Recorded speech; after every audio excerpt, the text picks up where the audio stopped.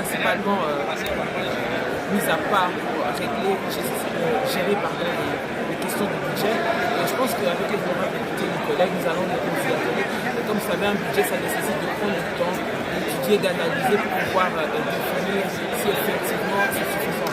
Au vu des tâches, au vu des besoins qui sont primordiaux dans quasiment tous les secteurs de la République, nous allons nous y atteler de voir ce que nous pouvons faire par rapport à ça.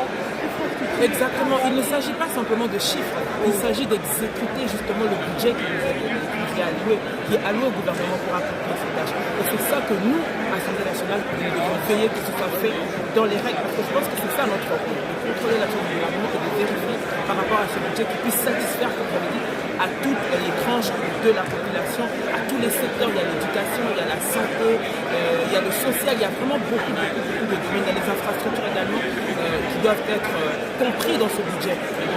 Alors comme nous avons été en vacances, nous avons été à leur rencontre, je pense que chacun d'entre nous dans son fief, dans sa circonscription électorale, a eu à rencontrer.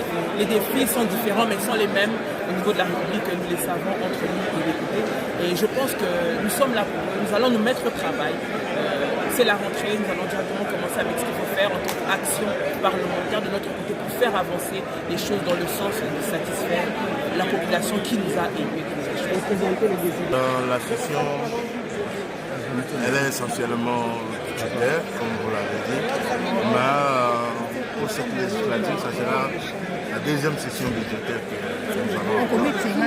Il faut dire que je reviens des vacances parlementaires.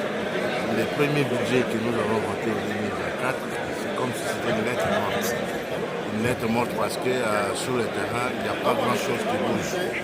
Et sur plusieurs lignes des actions, des programmes du chef de l'État, les Congolais, nos électeurs ne voient pas les débits de l'amélioration. Donc il faudrait vraiment que le budget que nous votons se traduise par les actions, par les actes, puisse impacter les paniers de la maison, si on peut considérer ça comme un indicateur qui mesure la mise en œuvre du budget. Le président de l'Assemblée a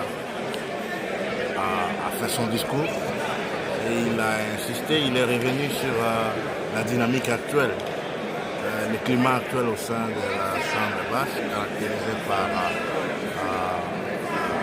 une pétition à l'encontre de certains membres du bureau.